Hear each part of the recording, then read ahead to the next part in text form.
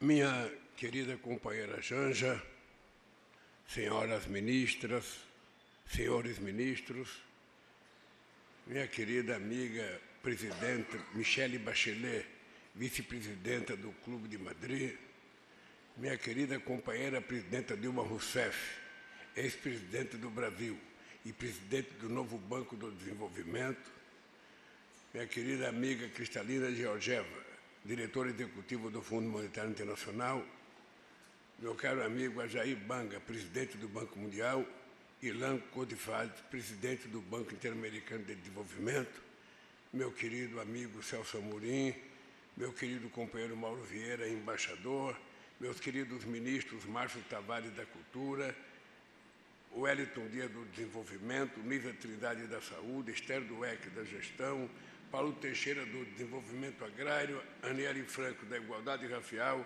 Laércio Portela de Comunicação Social, nosso querido companheiro, prefeito dessa cidade maravilhosa, Eduardo Paes, que nos recebe com tanto carinho e com tanto amor, querido Fernando Haddad, ministro da Fazenda, amigos e amigas. Participar desta reunião ministerial da Força Tarefa, que lança as bases para a aliança contra a fome e a pobreza, é um dos momentos mais relevantes dos 18 meses deste meu terceiro mandato. Neste espaço tão simbólico, o Galpão da Cidadania, damos um passo decisivo para recolocar esse tema de uma vez por todas no centro da agenda internacional. Ao longo dos séculos, fome e pobreza estiveram cercadas de preconceitos e interesses. Muitos viam os pobres como um mal necessário e mão de obra barata para produzir as riquezas das oligarquias. Falsas teorias os consideravam responsáveis pela própria pobreza, atribuída a uma indolência inata, sem qualquer evidência neste sentido.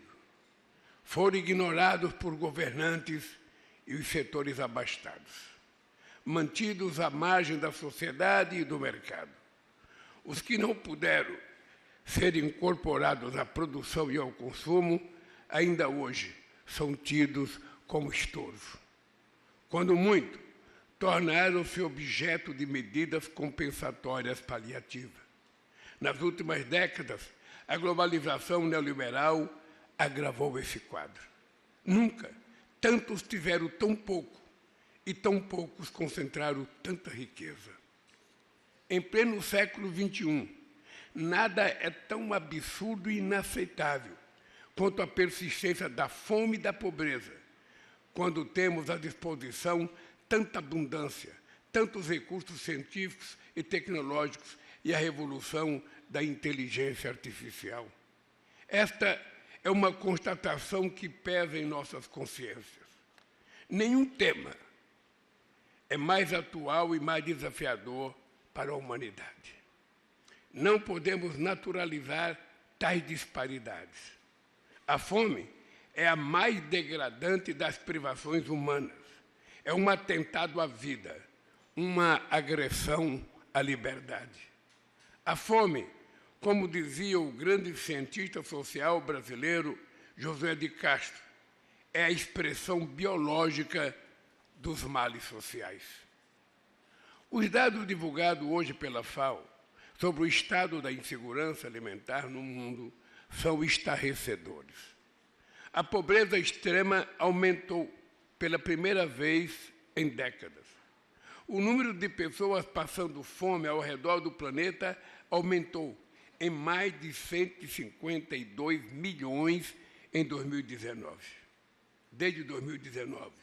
Isso significa que 9% da população mundial, 733 milhões de pessoas, estão subnutridas. O problema é especialmente grave na África, na Ásia e também persiste em parte da América Latina. Mesmo nos países ricos, aumenta o apartheid nutricional com a pobreza alimentar e a epidemia da obesidade. Em 2023, 29% da população mundial, 2,3 bilhões de pessoas, enfrentou graus moderados ou severos de restrição alimentar. A fome tem o rosto de uma mulher e a voz de uma criança. Mesmo que elas preparem a maioria das refeições e cultivem boa parte dos alimentos, mulheres e meninas são a maioria das pessoas em situação de fome no mundo. Muitas mulheres são chefes de famílias, mas ganham menos. Trabalham mais no setor informal, se dedicam mais aos cuidados não remunerados e têm menos acesso à terra que os homens. A discriminação étnica, racial e geográfica também amplifica a fome e a pobreza entre populações afrodescendentes, indígenas e comunidades tradicionais. Crises recorrentes e simultâneas agravam esse quadro. A pandemia de Covid-19 aumentou drasticamente a subnutrição e esses níveis elevados se mantêm inalterados.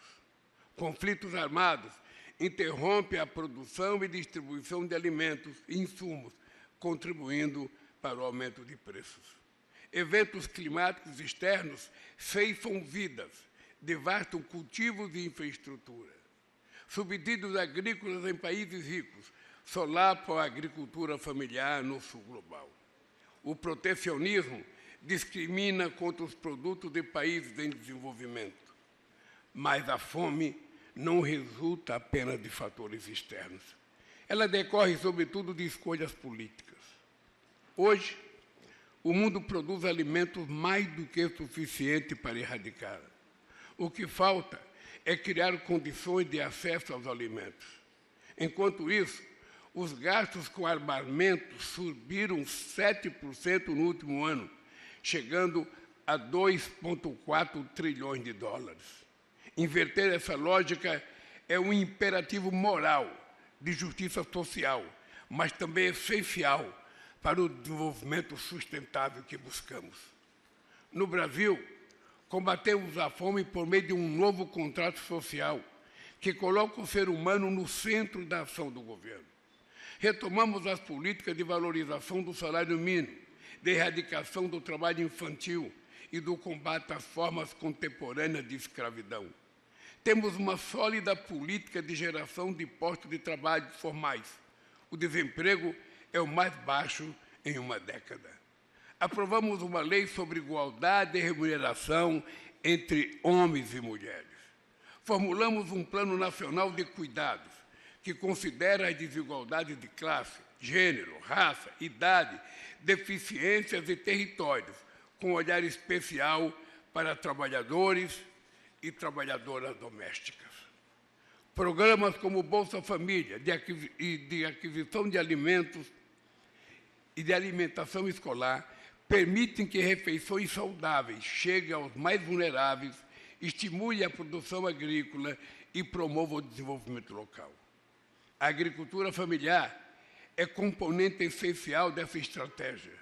São quase 5 milhões de propriedades rurais de até 100 hectares, produzindo parte expressiva dos alimentos que consumimos no país. Em síntese, tomamos a decisão política de colocar os pobres no orçamento.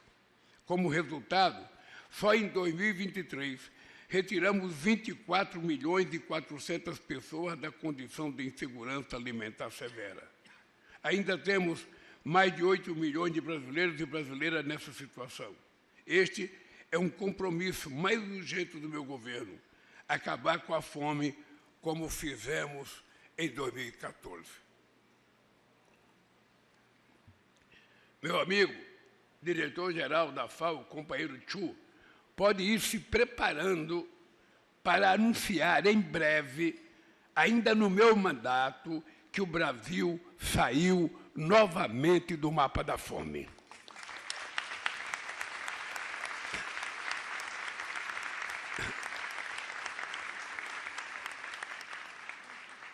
Senhoras e senhores, a Aliança Global contra a Fome e a pobreza nasce dessa vontade política e desse espírito de solidariedade. Ela será um dos principais resultados da presidência brasileira do G20. Seu objetivo é proporcionar renovado impulso às iniciativas existentes, alinhando esforços nos planos doméstico e internacional. Queremos colocar os objetivos de desenvolvimento sustentáveis de volta aos trilhos. Em 2008, o G20 foi fundamental para evitar o colapso da economia mundial. Agora, os líderes mundiais têm diante de si a oportunidade de responder a esse outro desafio sistêmico. Precisamos de soluções duradouras e devemos pensar e agir juntos.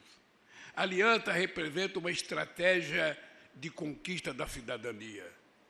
A melhor maneira de executá-la é promovendo a articulação de todos os atores relevantes. Com esse fim, reunimos as duas trilhas de finanças e dos Sherpas nessa força-tarefa.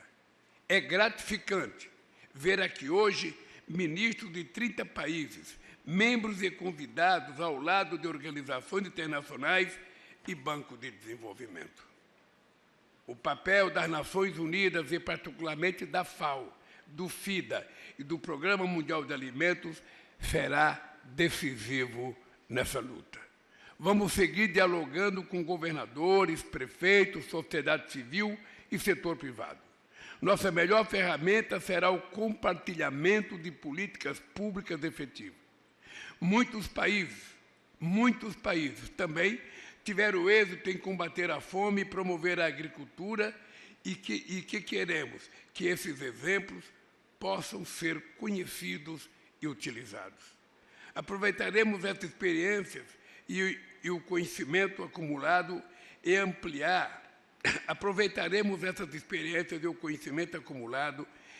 ampliar o alcance dos nossos esforços. Nenhum programa vai ser mecanicamente transposto de um lugar para outro.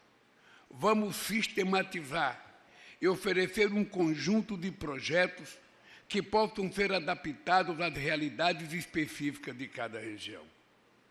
Toda a adaptação e implementação deverá ser liderada pelos países receptores, porque cada um conhece seus verdadeiros problemas. Eles devem ser os protagonistas de seu sucesso. A aliança será gerida com base em um secretariado alojado nas sedes da FAO, em Roma e em Brasília. Sua estrutura será pequena, eficiente e provisória, formada por pessoal especializado e funcionará até 2030, quando será desativada. Metade dos seus custos serão cobertos pelo Brasil. Quero registrar minha gratidão aos países que já se dispuseram a contribuir com esse esforço. A aliança tampouco criará fundos novos. Vamos direcionar recursos globais e regionais que já existem, mas estão dispersos. Recebemos com satisfação os anúncios feitos hoje pelo Banco Interamericano de Desenvolvimento e pelo Banco Africano de Desenvolvimento. Ambas as instituições estabelecerão um mecanismo financeiro inovador para o uso do capital híbrido dos direitos especiais de saque em apoio à Aliança Global contra a Fome e a Pobreza. É gratificante saber que a segurança alimentar será um tema central na agenda estratégica do Banco Mundial nos próximos anos e que a Associação Internacional para o Desenvolvimento fará nova recomposição de capital para ajudar os países mais pobres. Todos os que queiram se somar a esse esforço coletivo serão bem-vindos. A Aliança Global nasce no G20, mas ela é aberta ao mundo. Senhoras e senhores, em 22 de julho de 1944, há exatos 80 anos, encerrava-se a Conferência de Bretton Woods. Desde então, a arquitetura financeira global mudou pouco e as bases de uma nova governança econômica não foram lançadas. A representação distorcida na direção do FMI e do Banco Mundial é um obstáculo ao enfrentamento dos complexos problemas da atualidade. Sem uma governança mais efetiva e justa, na qual o Sul global esteja adequadamente representado, problemas como a fome e a pobreza serão recorrentes. Essa é outra prioridade da nossa presidência do G20. Lidar com desigualdades também será parte desse esforço. A riqueza dos bilionários passou de 4% do PIB mundial para quase 14% nas últimas 3 décadas. Alguns indivíduos controlam mais recursos do que os países inteiros. Outros possuem até programas espaciais próprios. Vários países enfrentam um problema parecido. No topo da pirâmide, os sistemas tributários deixam de ser progressivos e se tornam regressivos.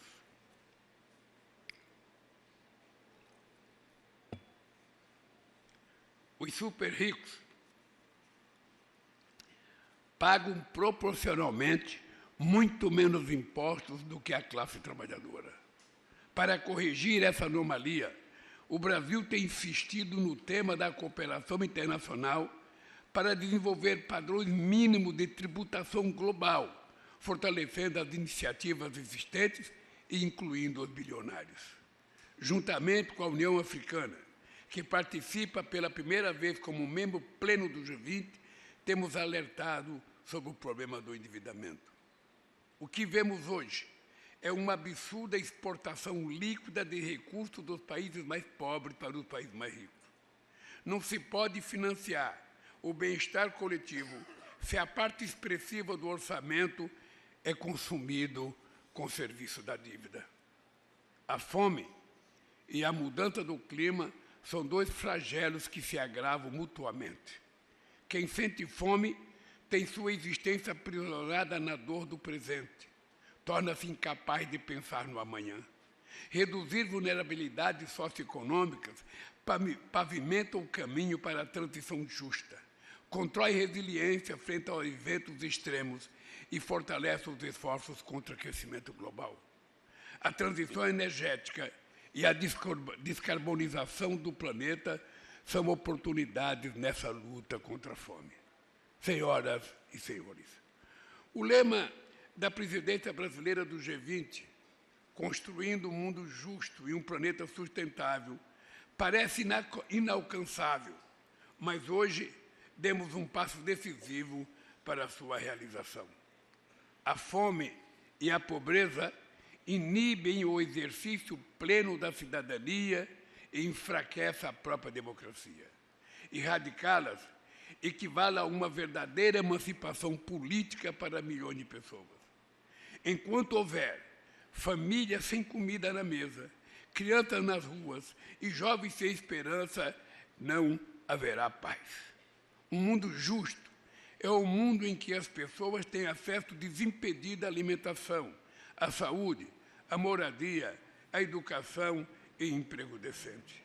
Essas são condições imprescindíveis para construir sociedades prósperas, livres, democráticas e soberanas. Espero revê-los em novembro aqui no Rio de Janeiro, para a reunião da cúpula do G20. Será uma ocasião para lançar oficialmente a Aliança Global e alimentar seus membros fundadores. Eu quero dizer que eu conto com todos e todas vocês para o sucesso. Mas eu queria terminar cunhando uma frase que eu tenho tentado repetir em todos os encontros que eu faço. Os economistas, os governantes, as pessoas que têm poder de decisão, as pessoas que dirigem bancos de investimentos, bancos que fazem crédito, precisam compreender uma coisa. É que muito dinheiro na mão de poucos simboliza miséria, simboliza prostituição, simboliza analfabetismo, simboliza empobrecimento e simboliza fome. Agora é o contrário. Pouco dinheiro na mão de muitos significa exatamente o contrário. Significa sociedade próspera, sociedade com emprego, sociedade consumindo e sociedade vivendo decência, sabe, ética imprescindível para a sobrevivência humana. Eu, quando falo isso, eu fico emocionado, porque a fome, ela não é uma coisa natural. A fome é uma coisa que exige decisão política. Nós, governantes, não podemos olhar o tempo inteiro só para quem está próximo de nós. É preciso que a gente consiga fazer uma radiografia e olhar aqueles que estão distantes, aqueles que não conseguem chegar perto dos palácios, aqueles que não conseguem chegar perto de ministros, aqueles que não conseguem chegar numa escola, aqueles que são vítimas de preconceito todo santo dia. Essa gente precisa ser olhada. E não é possível que na metade do século XXI, quando a gente já está discutindo até inteligência artificial, sem conseguir consumir a inteligência natural que todos nós temos, a gente ainda seja obrigado a fazer uma discussão, dizendo para os nossos dirigentes políticos do mundo inteiro, por favor, olhe os pobres, porque eles são seres humanos, eles são gente, e eles querem ter oportunidade. Muito obrigado pela presença de vocês. Muito obrigado.